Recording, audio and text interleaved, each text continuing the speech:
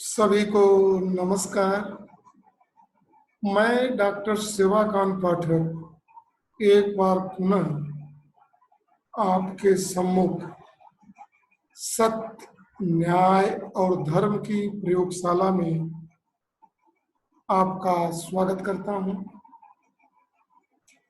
और मैं पिछले लेक्चर का दूसरा पार्ट, जो अस्तित्व में व्यवस्था है, इसके समझने की दिशा में आगे चलता हूं।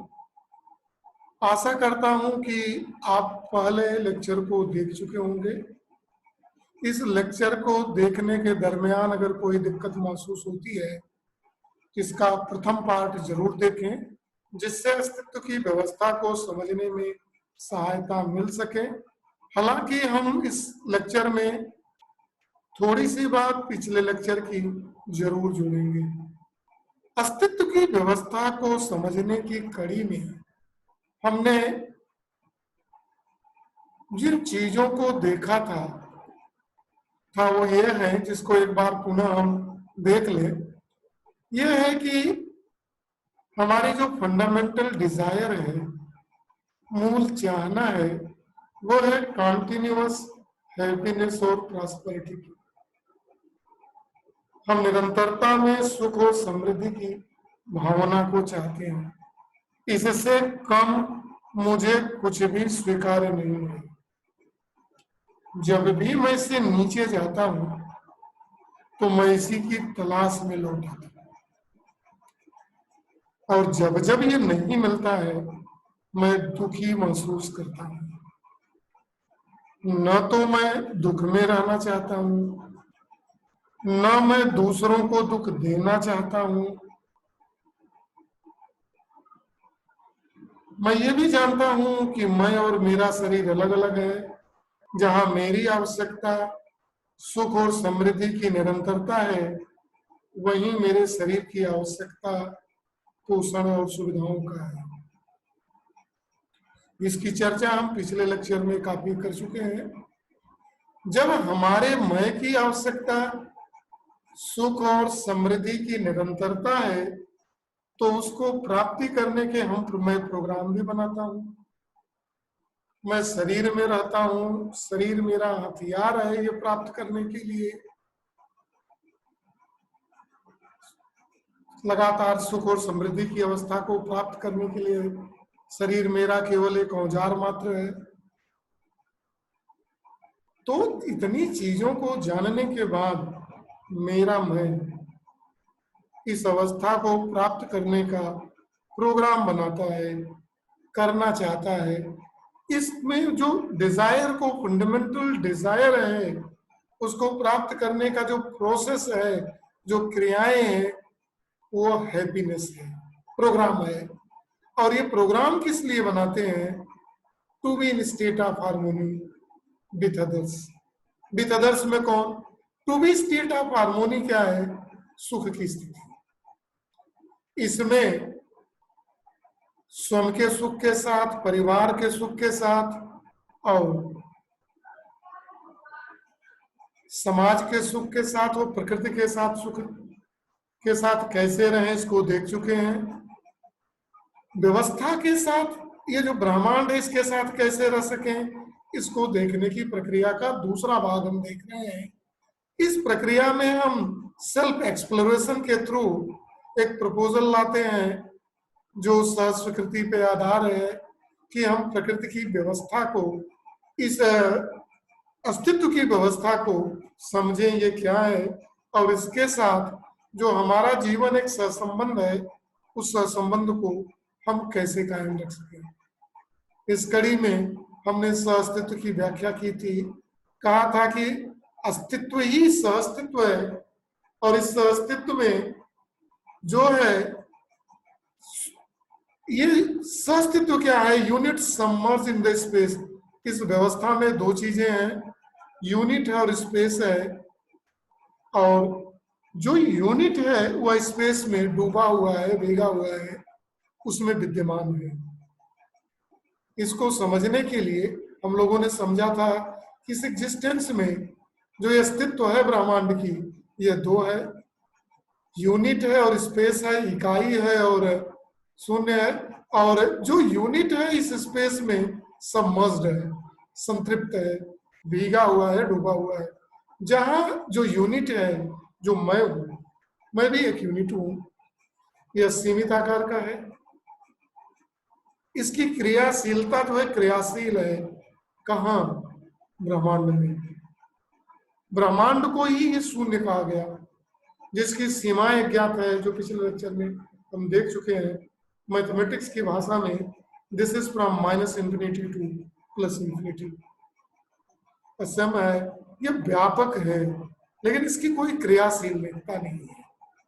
क्रियाशीलता इसमें किसकी है? यूनिट्स की। ये यूनिट्स क्या है? शून्य के अस्तित्व में ऊर्जित है, एनर्जाइज्ड इन स्पेस है। ये खुद ऊर्जित ही नहीं है, बल्कि अस्तित्व में नियंत्रित है, सेल्फ ऑर्गेनाइज्ड इन स्पेस है, अपनी खुद की व्यवस्था ये बना चुका है। और यह अस्तित्व के साथ संबंधों में है।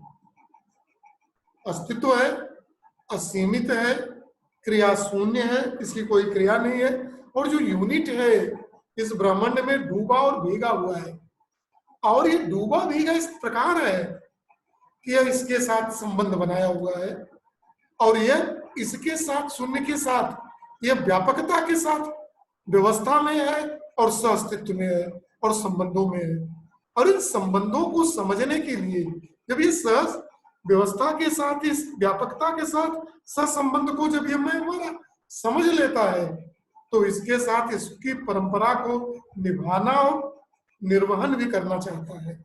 यह जानता है कि मैं इस ब्रह्मांड के साथ इस व्यापकता में कैसे रह पाऊंगा, मेरी क्या भूमिका है, मैं कैसे इसको जी पाऊंगा, क्या है, इस बात को यह अच्छी तरह जानता है, समझता है और इस व्यवस्था में भागीदार बनता है। इस व्यवस्था को समझने के लिए हम लोगों ने इस ब्रह्मांड में 4 ऑर्डरों की चर्चा की थी। एक बार पुनः इसको देख ले थोड़े में। जो निर्जीव अवस्था है, फिजिकल स्टेट है, जिसमें फॉर्मेशन और डिफॉर्मेशन, रचना और विरचना, फॉर्मेशन और डिकम्पोजिशन, जो केमिकल कंपोजिशन और डिकम्पोजिशन के रिएक्शंस होते रहते हैं, इस होने के कारण यह बनता और बिगड़ता है। यह अस्तित्व में है, इसकी इनेट्स क्वांटिटी है और यह कॉन्स्टिट्यूशन बेस्ड है। जैसे जिन चीजों को मिलकर बना होगा, जिसका है, जैसे परमाणु इसका बेस है, तो जिसका परमाणु है उसके अनुसार उसकी विशेषता है, और जिससे जुड़ता है, जुड़ने के बाद जो संरचना बनाता है, उस जिससे जुड़ता है उसके आधार पर उसकी विशेषता होती है। और फिर ये 2 जो अणु होते हैं या जो यौगिक होते हैं, जो मॉलिक्यूल है या कंपाउंड है, किस प्रकार का स्ट्रक्चर बनाते हैं, क्रिस्टलाइन, नॉन क्रिस्टलाइन, इसके आधार पर इनकी गुण और धर्म निर्धारित होते हैं। जब इन्हीं चीजों में, इन्हीं फिजिकल स्टेट में अगर उसमें रेस्पिरेशन भी शुरू हो जाए, तो यह प्राण अवस्था को प्राप्त कर लेता है, जैसे पेड़ और पौधे हैं। यह भी नहीं मटेरियलों के केमिकल कंपोजिशंस है। अंतर सिर्फ इतना ही है कि इसमें रेस्पिरेशन शुरू होता है। रेस्पिरेशन हम जानते हैं कि ऑक्सीजन का लेना और कार्बन डाइऑक्साइड का निकालना। और यही नहीं, ये प्लांट अपना खाना भी स्वयं बनाते हैं अपने वृद्धि के लिए, जिसको फोटोसिंथेसिस कहते हैं, जो रेस्पिरेशन का उल्टा प्रोसेस है। कार्बन डाइऑक्साइड को लेता है और ऑक्सीजन को छोड़ता है। और इसमें ग्रोथ भी होती है रेस्पिरेशन के अतिरिक्त। जो इसकी ग्रोथ जो है, इसका इनेट्स क्वांटिटी है, स्वयं की व्यवस्था में सेल्फ ऑर्गेनाइज्ड क्या है, इसकी वृद्धि होती है। और ये बनता कैसे है? सीड के द्वारा। इसका जो हेरिडिटी क्वांटिटी है, क्वालिटी है, अनुशांसिक कैरेक्टरिस्टिक है, वो है सीड बेस्ड है। जब इसका और विकास होता है, जीव आत्मा, जीव इसमें प्रवेश कर जाए, पशु और पक्षी जिस कैटेगरी में आते हैं, यह पेड़ों से अलग एक क्वालिटी होती है कि ये सारी क्वालिटी तो वो होती है जो पेड़ों की होती है, लेकिन इसके शरीर में मय भी होता है और इस मय की जीने की आशा होती है। जब इनके जीने की आशा होती है, इसमें मय होता है, और ये पैदा कैसे होते हैं? ये जो है फर्टिलाइजेशन, सेक्सुअल इंटरकोर्स के थ्रू फर्टिलाइजेशन होता है, जिसके कारण ये पैदा होते हैं। तो इसमें के अंदर मय होता है, और इस मय में, और इसका मय जो है, इनके शरीर का शरीर जो जानवर होते की कैटेगरी में होती है, जीवात्मा जिसमें होती है, चयन और आस्वादन कर लेते हैं, और इसके अंदर मय होता है। जब इस चयन और आस्वादन के थ्रू अतिरिक्त अगर इनका मय चित्रण और विश्लेषण भी करना शुरू कर दे, इमेजिनिंग और एनालाइजिंग, तब यह मानव की कैटेगरी में आ जाता है, ज्ञान की कैटेगरी में आ जाता है। तो मैं जो है निरंतरता में सुख और समृद्धि में जीना चाहता है, जो जानवर की कैटेगरी में नहीं होता। तो ये निरंतरता में सुख और समृद्धि की जीना चाहता है, इसको सही समझ भी है। सही समझ मतलब ज्ञान। तो जीने का रास्ता खोजता है जो, वो समाधान होता है। और जब ये समाधान होता है तो ये संस्कार बेस्ड है। शिक्षा संस्कार अनुसंगी है, इसका इनहेरिट्स क्वांटिटी है। अगर किसी मानव का पैदा होने वाला संतान अगर शिक्षा संस्कार से उसको ज्ञान की वृद्धि नहीं हुई है, उसको जो है सहज स्वीकृति का ज्ञान नहीं है, सही समझ का ज्ञान नहीं है, इस परिस्थिति में वह निरंतरता की सुख और समृद्धि के भाव को नहीं समझ पाता है, तो जानवर की स्थिति में है, भले ही उसके पास कई क्वालिफिकेशन। जैसा कि आप देखते हैं अपने अकल में, तो इनको देखने के लिए जब हम आगे चलते हैं, तो इनको देखते हुए जो हम समझ पाते हैं कि जानवर और आदमी में जो अंतर है, जानवर में चयन और आस्वादन उसके शरीर में क्या खाना है और उसका टेस्ट क्या है, यह पहचान लेता है, उसका मन बस इतना ही काम करता है। जब मैं के अंदर ये पोटेंशियल ऑफ अंडरस्टैंडिंग आई की हो जाए, उसके अंदर ये क्षमता हो, उसके मैं को समझा ले कि मैं क्या चाहता है, मैं उसका क्या चाहता है, निरंतरता में सुख और समृद्धि को चाहता है, और कैसे प्राप्त करेगा उसका समाधान भी कर लेता है। किसके द्वारा? शिक्षा संस्कार के द्वारा। अगर ऐसा कर सकता है, शिक्षा संस्कार को हम पिछले लेक्चर में देख चुके हैं, इनको समझना हो तो हमारे पीछे लेक्चर को देख लें। सारी बातों को समझने के लिए पीछे के लेक्चरों को देखना बहुत जरूरी है। सारे लेक्चर एक कंटिन्यूएशन में है, जाके यूट्यूब शिवाकांत पाठक पे जाके प्लेलिस्ट में human value and professional ethics में चले जाए, क्रम से जितने लेक्चर हैं देखें, सारी बातों को समझ में आ जाएगा। इसके समाप्ति के बाद मैं 0 लेक्चर भी शुरू करूंगा, कुछ फंडामेंटल को समझने के लिए, इनके भी फंडामेंटल चीजों को, पैरामीटर्स को समझने के लिए और फंडामेंटल क्वांटिटियों को समझने के लिए भी मैं लेक्चर जारी करूंगा, जिससे इन सारी बातों को आसानी से समझ सकते हैं। तो जो निरंतरता में यहाँ जीने की आशा है, समाधान है मेरे मन के अंदर, जो क्यों होती है, मैं इमेजिन कर लेता हूँ, चित्र बना लेता हूँ किसी चीज का, जो सोचता हूँ उसका चित्र बन जाता है, उसका विश्लेषण भी कर सकता हूँ। जानवर ऐसा काम नहीं कर पाता, इसीलिए उसको सुख और समृद्धि की भावना में जीने का वो नहीं समझ पाता। तो उसका काम है खाना पीना, क्या खाना है, खा लिया, उसका काम समाप्त, फिर उसको कुछ नहीं चाहिए। एक बार उसका पेट भर गया तो पीरियोडिकली जब पेट खाली होगा तभी उसको चाहिए। लेकिन अगर उसके मैं को समझने की क्षमता है, ज्ञान है उसके पास, तो ज्ञान ही सुख और समृद्धि को चाहता है, उसका समाधान भी चाहता है। समाधान जब सही समझ नहीं है, उसी में हम फंसे हुए हैं। तो कभी सुख की स्थिति में है, कभी दुख की स्थिति में है। दुख की स्थिति में होती है तो तरह तरह की चीजों में, तरह तरह की प्री कंडीशनों के आधार पे चीजों को हम वेरीफाई करते हैं, नहीं समझ पाते, फिर दुख में चले जाते हैं। सुविधाओं में देखने लगते हैं, जिन चीजों को हम पीछे देख चुके हैं। इनको समझने के लिए, इस प्रकृति की व्यवस्था को समझने के लिए हम लोगों ने इसको देखा था, जरा ध्यान से देखें, जहां ये आज से शुरू होता है इस चीजों का। अभी जिन चीजों को हमने बताया है, इसको बहुत ही व्यापक रूप में पिछले लेक्चर में मैं इसके फर्स्ट पार्ट में जो अस्तित्व की व्यवस्था को समझने चाहते हैं, इसके वाले पार्ट में हम दे चुके हैं। इनको जो है देखने के लिए, जो इस ब्रह्मांड में जो कोई एग्जिस्टेंस, जो हमारा कोई एग्जिस्टेंस है, जो दो पार्ट में है, यूनिट और स्पेस में।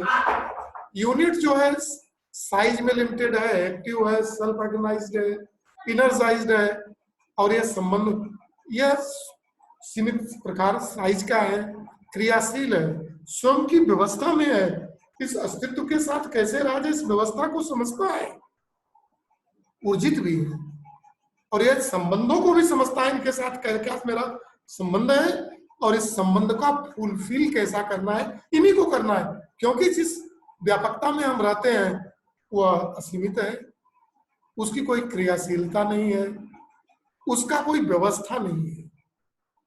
व्यवस्था तो सिर्फ मेरी है, उसकी एनर्जी इक्विलिब्रियम में है, ये बात तो है। इस बात को समझना बहुत जरूरी है।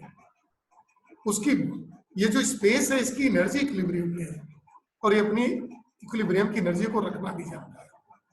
इस व्यवस्था को आगे देखेंगे, लेकिन है तो बड़ी बात है, और ये ट्रांसपेरेंट भी है, ये यूनिटी है इसमें। ये इस यूनिट को समझने के लिए, तो जो इस व्यवस्था के दो भाग हैं, इसमें जो यूनिट है यह दो प्रकार से है। जरा सा देख लीजिए, एक जो मटेरियल है, सॉलिड, लिक्विड और गैस, जिसका निर्माण, कंपोजिशन, रचना और विरचना का खेल होता रहता है। कंपोजिशन है, नया चीज होगा, डिकम्पोजिशन होगा, अपने पेरेंट में प्रॉपर्टी में चला आएगा। ये टेम्पोररी होता है, रिकॉग्नाइजिंग है, फुलफिलिंग है, इसकी अपनी एक व्यवस्था है, निर्जीव जिसको हम कहते हैं। और एक चैतन्य पूर्ण घटन है, कॉन्शियसनेस है, जिसके अंदर सेल्फ है। जरा ध्यान से देखिएगा, इस पूरी व्यवस्था का मैकेनिक्स समझने की बड़ी तेजी से कोशिश करिएगा, बहुत ध्यान से। ये जो मटेरियल है, ये भी दो ऑर्डर है, बड़े ध्यान से समझिए मेरे भाई साहब। जो सुनने वाले हैं, जानने वाले, और यहां तक आए हैं, आना पड़ेगा सत्य को समझने के लिए। इस ब्रह्मांड के सत्य को समझने के लिए आना पड़ेगा। मैं ये नहीं कहता कि मैं सब जानता हूं, लेकिन मैं कहता हूं कि मैं इस व्यवस्था को आप तक पहुंचा सकता हूं, एक साधन तो बन सकता हूं। सीखना तो आगे है, जानना भी है, जीना भी है, सुख की स्थिति में भी आपको रहना है। ये काम आप ही कर पाएंगे, मैं केवल आपका सहयोग कर सकता हूं, इससे ज्यादा की मेरी कोई बात नहीं है।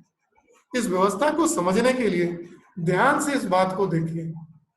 जो इस चीज को मैं दिखाने जा रहा हूं, इस देखने की प्रक्रिया में जरा सा देखें कि मैं क्या जरा सा लाइन का एक मैं वो ऑप्शन ले लूं।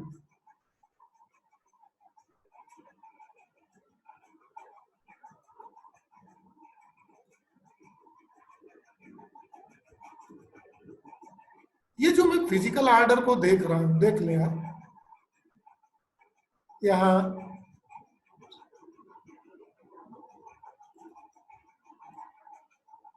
फिजिकल ऑर्डर को, जो ये मटेरियल है, इसका जो ये फिजिकल ऑर्डर है, ये देखें, जो निर्जीव है उसकी बेसिक यूनिट जो है एटम है। दो है, दो या दो से अधिक ज्यादा एटम जिनके मॉलिक्यूल बनते हैं, ये क्लासों में आपने देख चुका है। इस देखिए ध्यान से आप समझिए, पूरी व्यवस्था को समझने के लिए समय देना पड़ेगा। बिना समय दिए इस चीज को हम व्यापकता से समझ नहीं पाएंगे। मेंडलीव की पीरियोडिक टेबल के अनुसार अधिकतम 120 तरह के एलिमेंट पाए जा सकते हैं। ये एटम अलग अलग तरह के 120 तरह के इस पृथ्वी पे एटम संभव हो सकते हैं। इसमें से कुछ तो मिले नहीं है, 2, 4, 6, और कुछ लोगों को केवल लेबोरेटरी में ही बनाया गया है, बाकी से ही मिलके ये पूरा निर्जीव बना हुआ है। इस हर आइटम की जब अकेला रहता है तो इसकी अपनी एक विशेषता होती है। तो मान लीजिए 112 लोग हैं, अगर 112 अलग अलग आइटम रख दिए जाए, इनकी अलग अलग कैरेक्टरिस्टिक्स होती है। ये आइटम जब मॉलिक्यूल बनाते हैं तो इन मॉलिक्यूलों की अलग अलग अपनी विशेषता होती है। इन मॉलिक्यूलों को जब असेंबली में रखते हैं ज्यादा संख्या में एक साथ, तब इनकी विशेषता अलग हो जाती है। बात बहुत ध्यान से समझिएगा इसको। व्यवस्था ही विशेषता है, चाहे वो निर्जीव की हो चाहे सजीव की हो। इस विज्ञान को समझना बहुत जरूरी है। एक आइटम है हाइड्रोजन का, उसकी अपनी विशेषता है। एक हाइड्रोजन का मॉलिक्यूल है, हाइड्रोजन का आइटम भी अगर असेंबली में रख दिया जाए ज्यादा संख्या में एक साथ, तो उसका विशेषता अलग हो जाएगा। हाइड्रोजन के दो एक एक हाइड्रोजन के एक एक एटम मिलके रिएक्शन करके हाइड्रोजन का एक मॉलिक्यूल बना जाए अकेला, तो उसकी अपनी एक विशेषता होगी।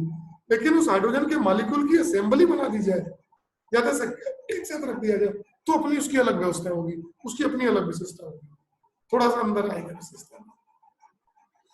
तो ये जो मॉलिक्यूलों का स्ट्रक्चर होता है, इस स्ट्रक्चर भी इस व्यवस्था को समझने का सबसे बड़ा कारण है। और इसी मॉलिक्यूलर स्ट्रक्चर से फ्लूइड और लंप बनती है, जो चीजों के बनाने के लिए, आगे की चीजों के बनाने के लिए जरूरी होती है।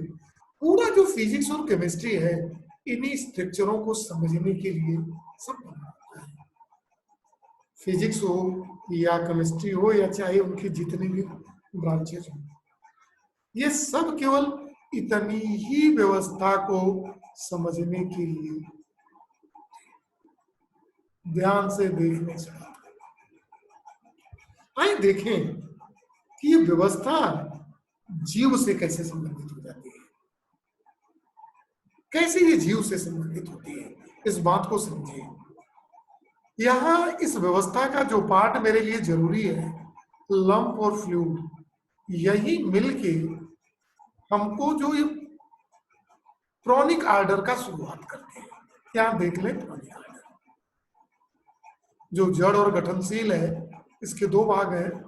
जो प्रोनिक आर्डर है, जिसको हम प्राणावस्था कहते हैं, इसकी बेसिक यूनिट है सेल, कोशिका, कोसा, जिसको प्राण कोसा भी कहते हैं। इसका निर्माण इसी लंप और फ्लूइड के थ्रू होता है। इसका ये केमिकल कंपोजिशन होता है, फिर इसमें प्राण ऊर्जा आ जाती है। इसी कोसा से मल्टी सेलुलर प्लांट्स बने हैं। यहां ये प्लांट, ये जो सारे प्लांट्स यहां बनते हैं, जो ज्ञान आता है, ये जो प्लांट बनता है, यहां तक की तो व्यवस्था ठीक है।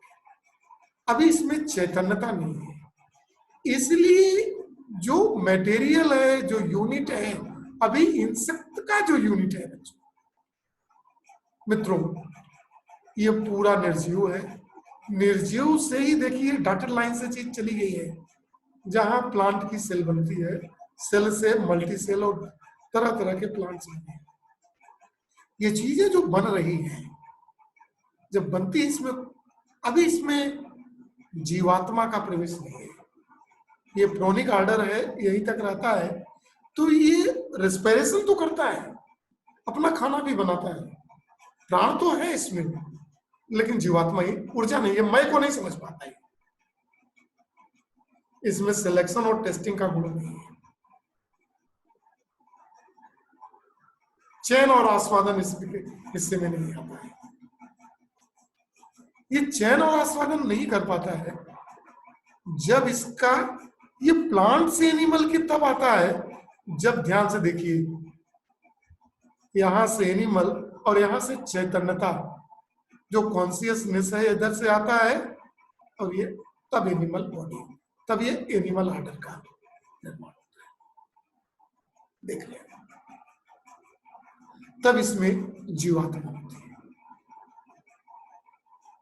तब इसके अंदर मैं आ जाता है। जब चेतना इसके आती है, जो भी यूनिट है ऊर्जा है, इधर मटेरियल है। अभी ये सब मैटर का काम है। पिछले लेक्चर में मैं आइंस्टीन की थ्योरी की भी बात किया था। ऊर्जा है और मैटर है इस ब्रह्मांड का, दो ही चीज है, दोनों का सम कांस्टेंट है। एक का बढ़ना दूसरा का घटना, दूसरे का बढ़ना पहले का घटना, दोनों का सम कांस्टेंट। इसमें बड़ा भाई ऊर्जा है।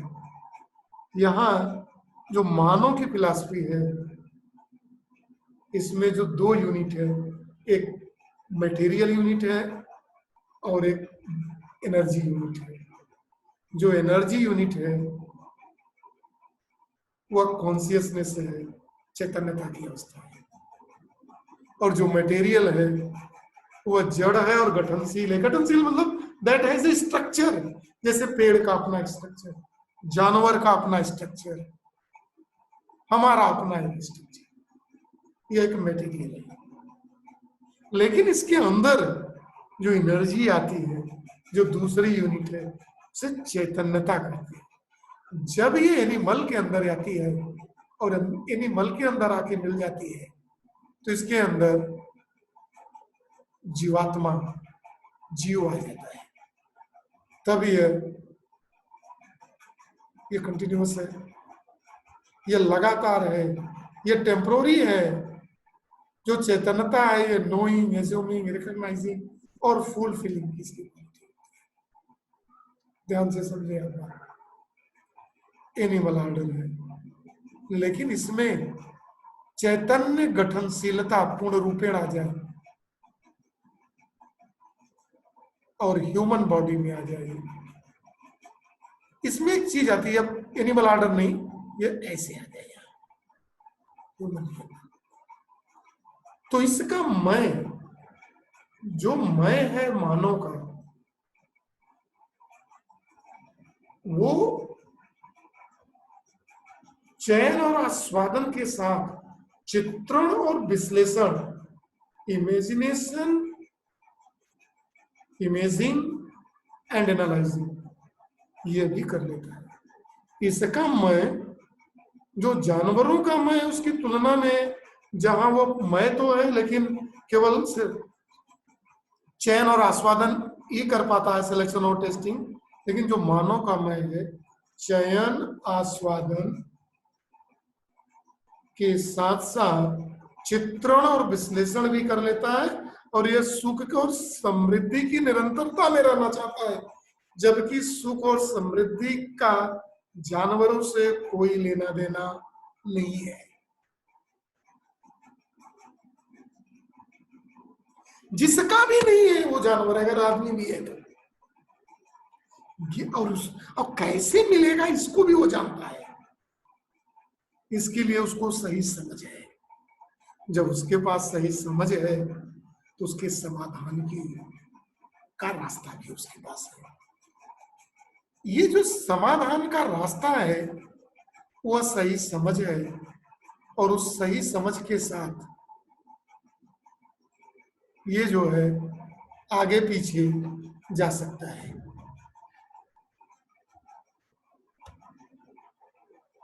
और ऐसा करते हुए वो, जरा सा इन चीजों को हटा दिया जाए, फिर आगे हम चलते हैं।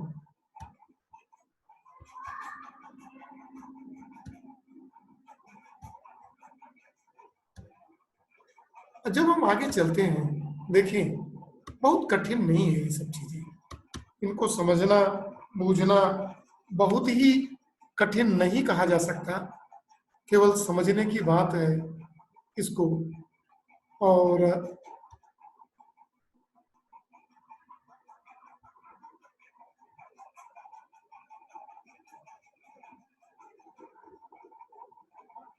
ये विष्णु, विष्णु, विष्णु,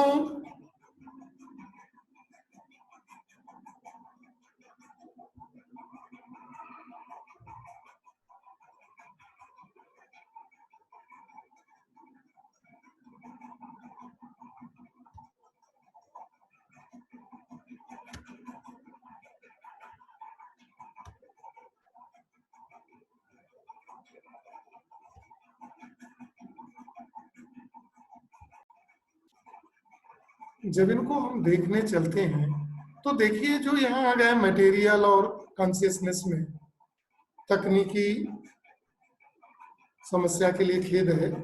आगे हम चलते हैं और जब ये चलता है, जब ह्यूमन ऑर्डर में हम आ जाते हैं जहाँ चैतन्यता का और ह्यूमन बॉडी का आपस में मेल हो जाता है, तो इस चैतन्यता राइट अंडरस्टैंडिंग को जानता है।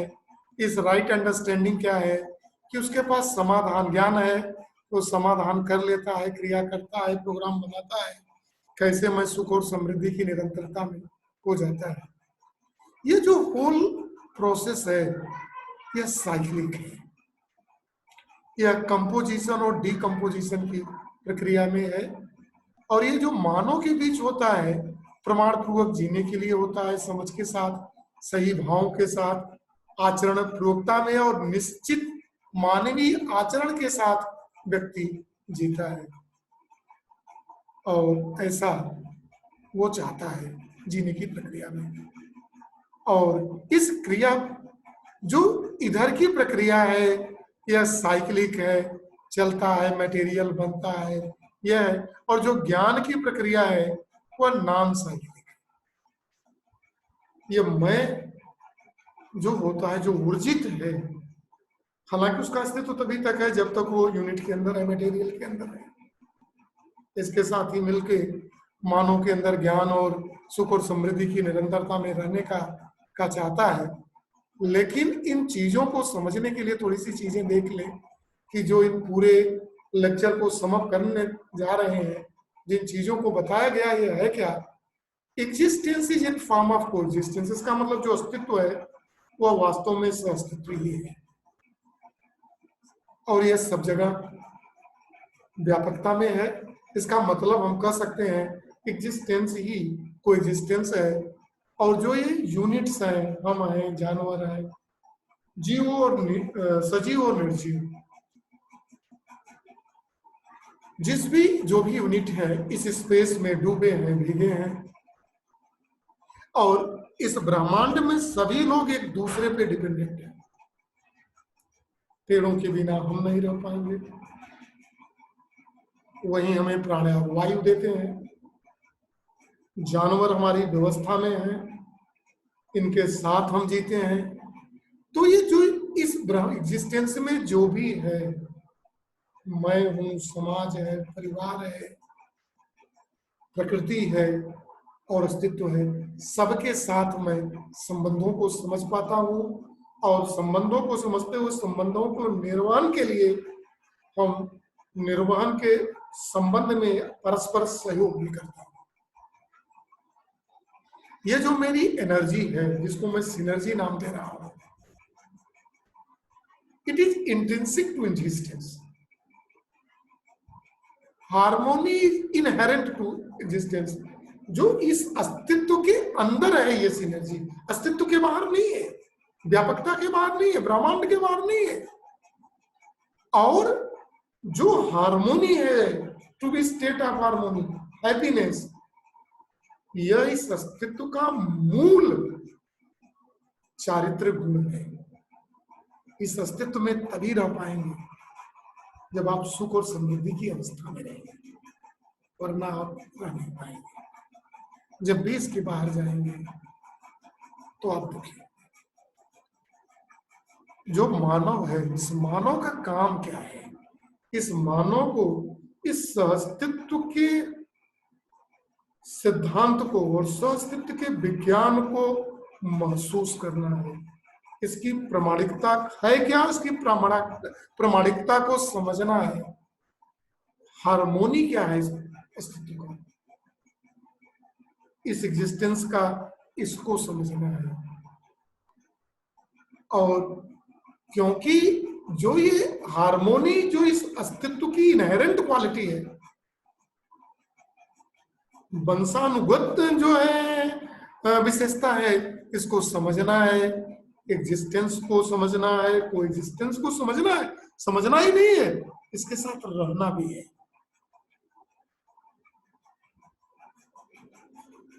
इस तो क्या प्रोविजन को समझना है कि कैसे रहा जाए, क्योंकि अस्तित्व ही तो सह है। अस्तित्व है, अस्तित्व क्रियाशील भी नहीं है, लेकिन इसका मूल गुण है स्वास्तित्व में रहना। और स्वास्तित्व बनाने का काम किसका है? मेरा। क्योंकि रहना किसको है इसके साथ? मुझे। क्रियाशील कौन है? मैं। ऊर्जित कौन है? मैं। डूबा भीगा कौन है? मैं हूं कहाँ? मटेरियल में। मटेरियल भी यूनिट है और मैं भी यूनिट हूं। मैं निकल जाऊंगा, मटेरियल डिकम्पोज हो जाएगा, फिर अपने मूल गुणों में जिन एलिमेंटों को मिलकर बना है वहां चला जाएगा। क्या है ये रहस्य ब्रह्मांड का? Human being is by virtue of coexistence. समझे शब्दों का? सब कुछ सहअस्तित्व है, संबंधों में नहीं है, संबंधों को सही रूप से समझ नहीं पा रहे हैं, निर्वहन नहीं कर पा रहे हैं सही समझ के साथ, फिर सुख और समृद्धि की निरंतरता को हम भूल जाएंगे। तो इसलिए सभी मानव को सहअस्तित्व को समझना पड़ेगा और उस सहअस्तित्व में रहना पड़ेगा।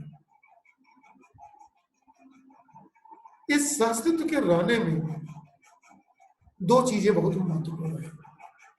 क्या?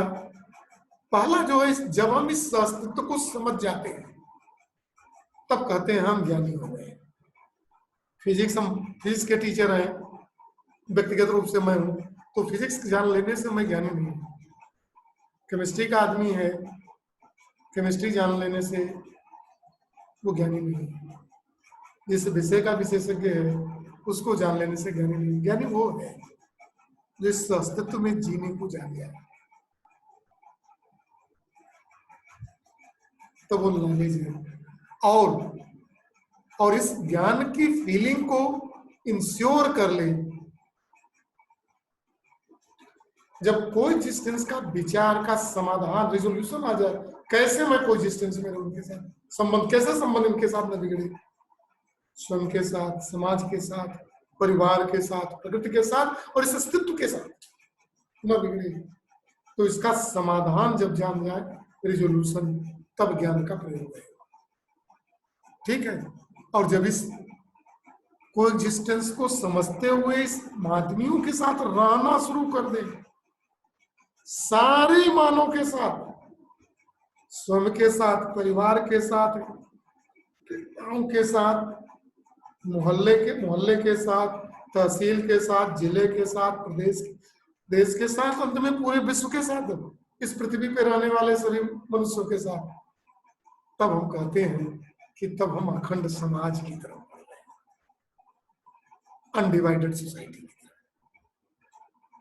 जब हम मानव के साथ रह जाएं, सबके साथ संबंध बना लें, इस ब्रह्मांड के साथ अखंड समाज की कल्पना करें, अनडिवाइडेड सोसाइटी। जब मानव के साथ कोई एग्जिस्टेंस में रहे तब हम अनडिवाइडेड। और जब हम प्रकृति के साथ ऐसा संबंध बना लें, प्रकृति मतलब क्या? पेड़ पौधे,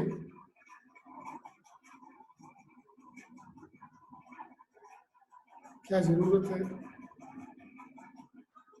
दूसरा, जीव जंतु, इनकी क्या आवश्यकता है? अगर इनके साथ ऑर्डर में हो जाए तब यूनिवर्सल ह्यूमन ऑर्डर की तरफ, तब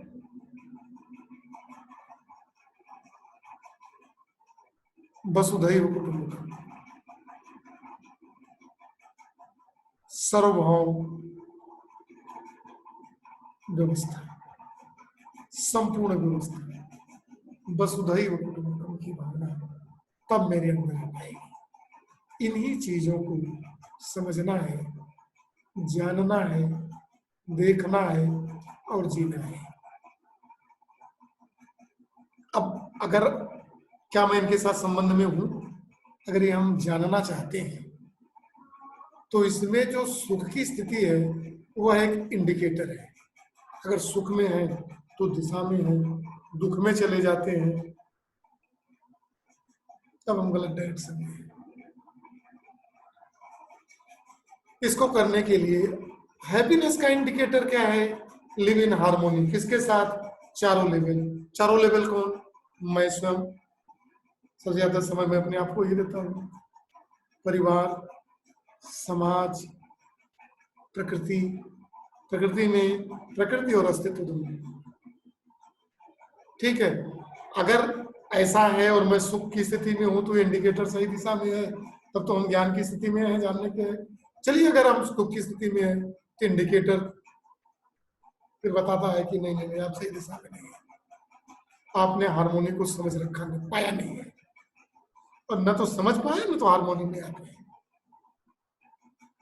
किसी एक के साथ नहीं है, या दो के साथ होंगे, या किसी भी एक के साथ नहीं, किसी न किसी में कहीं ना कहीं दिक्कत है।